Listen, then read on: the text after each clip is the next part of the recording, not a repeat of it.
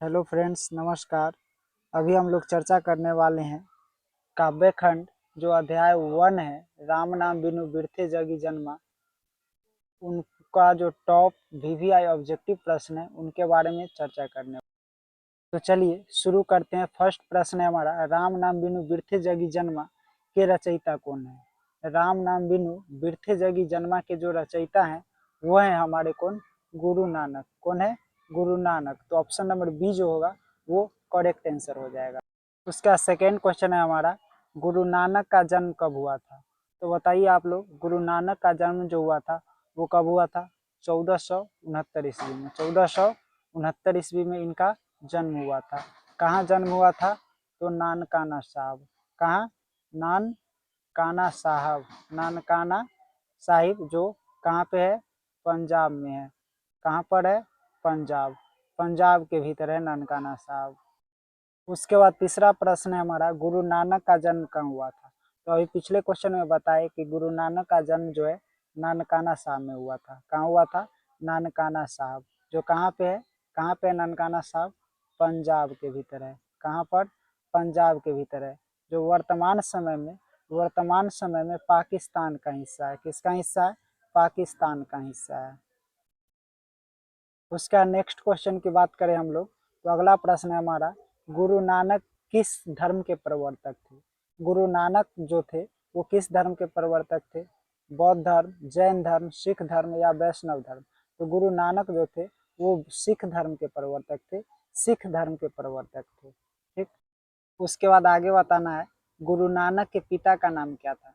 गुरु नानक के जो पिताजी जो थे वो कालू चंद खत्री थे। क्या थे? कालू चंद खत्री। ये था गुरु नानक के पिताजी का नाम। उसके बाद अगला बताना है, गुरु नानक की माता का क्या नाम था। कौशल्या था, तृप्ता था, यशोदा था या सीता था। तो गुरु नानक की माता जी जिनका नाम था तृप्ता। क्या नाम था? तृप्ता नाम था। चलिए, उसके बाद बताना है, गुरु नानक ने किस स्थान तक की यात्रा की थी। तो गुरु नानक जो थे वो मक्का मदीना तक की यात्रा थी। गुरु नानक मक्का मदीना तक की यात्रा किए थे। और हिंदू वो हिंदू वो हिंदू और मुस्लिम हिंदू और मुस्लिम हिंदू और मुस्लिम हिंदू और मुस्लिम को समान भाव से देखते थे। उसके बाद बताना है, राम नाम बिनु बिरथे जगी जन्मा में किसका स्मरण करने की सलाह दी गई है। तो राम नाम बिनु बिरथे जगी जन्मा में ईश्वर का स्मरण करने की सलाह दी गई है। किसका स्मरण? तो ईश्वर का स्मरण। तो समझ में आया? राम नाम बिनु बिरथे जगी जन्मा में जो है राम नाम का स्मरण अर्थात ईश्वर का स्मरण करने की सलाह देते हैं।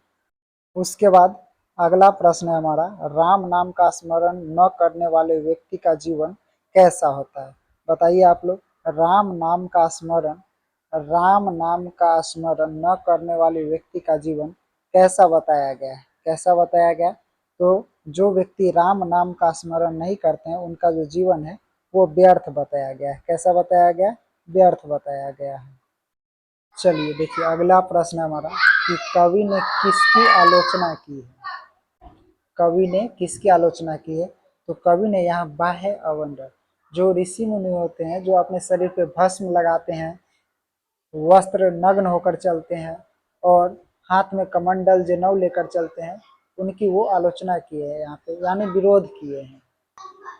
उसके बाद अगला प्रश्न है, मनुष्य को मुक्ति किसके बिना नहीं मिल सकती। मनुष्य को मुक्ति किसके बिना नहीं मिल सकती। तो गुरु शब्द के बिना। यहाँ पे गुरु नानक ने बताया है क्या कि गुरु शब्द के बिना जो मनुष्य को मुक्ति नहीं मिल सकती। उसके बाद आगे बताना है, राम नाम के बिना क्या नहीं मिलती है। क्या नहीं मिलती है? तो प्रसिद्धि, यानी प्रसिद्धि नहीं मिलती है, यानी जो मुक्ति होता है वो नहीं मिलता है राम नाम के बिना। उसके बाद अगला प्रश्न है हमारा, दंड कमंडल शिखा और जनेऊ किसका प्रतीक है। तो दंड कमंडल शिखा और जनेऊ जो है, दंड कमंडल शिखा और जनेऊ जो है बाहरी दिखावा है। क्या है? बाहरी दिखावा। उसके बाद अगला प्रश्न है हमारा कि जो नर दुख में दुख नहीं माने के अनुसार आदर्श मनुष्य कैसा होता है। यहाँ पे दिया गया ऑप्शन लोभी, क्रोधी और आगे के ऑप्शन देखते हैं हम लोग। उसके बाद अगला ऑप्शन है हमारा समभाव वाला और स्वार्थी। तो यहाँ पे जो समभाव वाला यानी जो नर दुख के समय भी दुख नहीं मानते हैं वो कैसे होते हैं, तो समभाव वाला व्यक्ति होता है वो। उसके बाद जो 15वां प्रश्न है हमारा, 15वां प्रश्न, उसमें बताना है आदर्श मनुष्य सोने को किसके समान मानता है। यानी जो आदर्श व्यक्ति होते हैं दुख के समय दुख नहीं मानते हैं वो सोने को किसके समान मानते हैं, तो वो सोने को बाबू मिट्टी के समान मानते हैं। किसके समान, तो मिट्टी के समान। ऑप्शन नंबर सी जो होगा वो क्या होगा, सही जवाब हो जाएगा। उसके बाद जो 16वां प्रश्न है हमारा, आदर्श मनुष्य किससे प्रभावित नहीं होता है, धन से, निंदा और स्तुति से, मित्र से, परिवार से।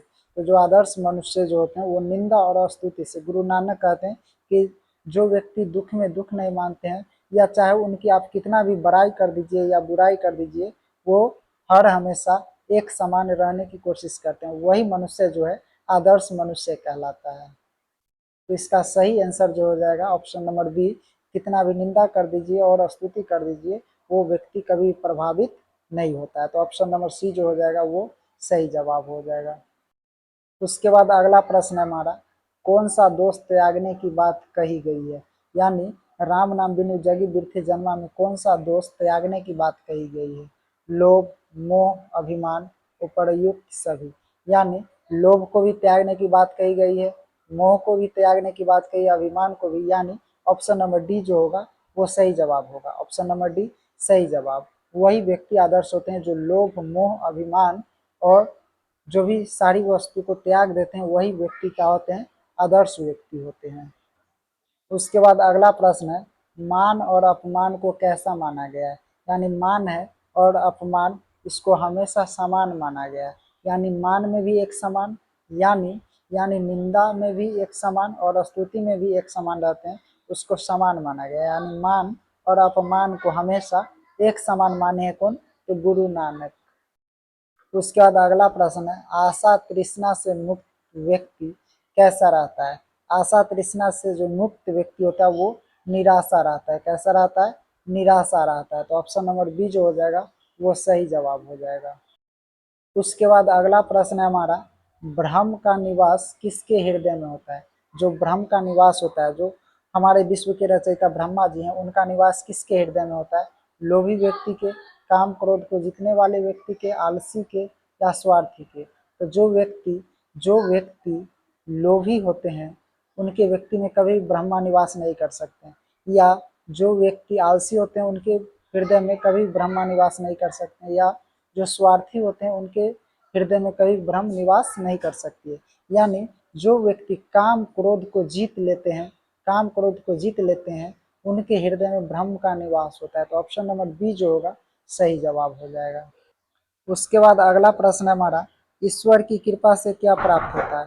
ईश्वर की कृपा से हम लोगों को मुक्ति मिलता है। क्या मिलता है, मुक्ति मिलता है, इस संसार से छुटकारा मिलता है। उसके बाद अगला प्रश्न है, उसके बाद अगला प्रश्न है हमारा, नानक किसे चिंतन में लीन हो गए। यानी गुरु नानक जो थे वो किसके चिंतन में लीन हो गए थे, तो वो ईश्वर की चिंतन में लीन हो गए थे। ऑप्शन नंबर सी जो होगा वो सही जवाब हो जाएगा। उसके बाद अगला प्रश्न है, आत्मा का परमात्मा से मिलन किसके समान होता है। आत्मा का परमात्मा से मिलन किसके समान होता है। तो ये बाबू देखिए इसमें चर्चा किया गया कि जल में जल मिलने से, यानी जल में जल से आत्मा का परमात्मा के मिलन समान होता है। उसके बाद 24वां प्रश्न जो है, पाठ का मुख्य संदेश क्या है। यानी ये जो पाठ है राम नाम बिनु बिरथे जगी जन्मा जो गुरु नानक के द्वारा लिखा गया, इसका मुख्य संदेश क्या है, तो ईश्वर की भक्ति। यानी जो व्यक्ति संसार में जन्म लिए और ईश्वर में लीन नहीं हुए उनका जन्म लेना इस पृथ्वी पर क्या है, इस पृथ्वी पर क्या है, बेकार है। क्या है, बेकार है। उसके बाद जो 25वां प्रश्न है उसमें बताना है कि गुरु नानक का देहावसान कब हुआ था। यानी जो गुरु नानक जो थे उनकी मृत्यु कब हुई थी। तो गुरु नानक की जो मृत्यु हुई थी वो कब हुई थी बाबू, तो 1539 ईस्वी में। कब हुई थी, 1539 ईस्वी में गुरु नानक की जो है मृत्यु हो गई थी। और 1469 में क्या हुआ था, 1469 में जन्म हुआ था। क्या हुआ था, जन्म हुआ था। उसके बाद अगला प्रश्न है हमारा, सुख दुख में कैसे रहने की सलाह दी गई है। तो सुख और दुख दोनों के समय हम लोगों को एक समान रहने की सलाह दी गई है। कैसी सलाह दी गई है? एक समान रहने की सलाह दी गई है। उसके बाद अगला प्रश्न है, हर्ष शोक ते रहे नियारो का अर्थ क्या है। इसका अर्थ हुआ बाबू हर्ष और शोक से ऊपर रहना। क्या अर्थ हुआ? हर्ष और शोक से ऊपर रहना। हर्ष और शोक से ऊपर रहना इसका सही अर्थ हो जाएगा। उसके बाद अगला प्रश्न है कि संसार में भटकने का मुख्य कारण क्या है। संसार में भटकने का मुख्य कारण क्या है? तो राम नाम का अभाव। राम नाम का अभाव, यानी जो व्यक्ति संसार में जन्म लिए और राम का नाम नहीं जपे, उनका जीवन क्या है? उनका जीवन क्या है? अभाव है, यानी वो संसार में भटकते रहते हैं। उसके बाद आगे बताना है, गुरु नानक ने किस प्रकार की भक्ति, गुरु नानक ने किस प्रकार की भक्ति का प्रचार किया। गुरु नानक ने किस प्रकार की भक्ति का प्रचार किया? तो वो बाबू निर्गुण भक्ति धारा के कवि थे, तो निर्गुण भक्ति का प्रचार किया। निर्गुण भक्ति का अर्थ होता है कि जो आंख बंद करके हम लोग जो भक्ति करते हैं, भगवान को याद करते हैं, उसी भक्ति धारा को हम लोग निर्गुण भक्ति धारा कहते हैं। और वो सगुण भक्ति धारा, सगुण भक्ति धारा को वो विरोध करते थे। क्या करते थे? विरोध करते थे। कौन? गुरु नानक। सगुण जो भक्ति धारा था, जो शरीर में लेवे हुए रहते हैं राख को, भस्म को और टीका लगाए हुए होते हैं, उनको वो विरोध करते थे। उसके बाद आखिरी प्रश्न है आज का, आखिरी प्रश्न है आज का कि जो नर दुख में दुख नहीं माने, पद का केंद्रीय भाव क्या है। जो पद है उसका केंद्रीय भाव क्या है? इसका केंद्रीय भाव है समभाव और आत्म संयम। समभाव और आत्म संयम, यानी हर हमेशा एक समय रखना चाहिए और अपने हृदय को संयम करके रखना चाहिए, संभाल के रखना चाहिए। यही इसका केंद्रीय पद है। यही जो नर दुख में दुख नहीं माने, इसका क्या है?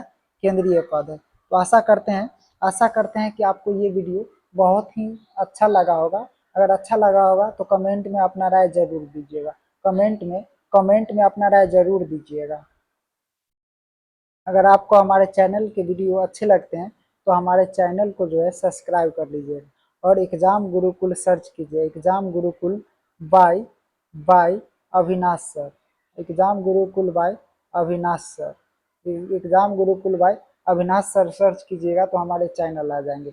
और जो भी एग्जाम की तैयारी करना चाहते हैं, अगर अच्छे अंक प्राप्त करना चाहते हैं क्लास 10th में, तो हमारे चैनल को सब्सक्राइब जरूर कर लीजिएगा। धन्यवाद।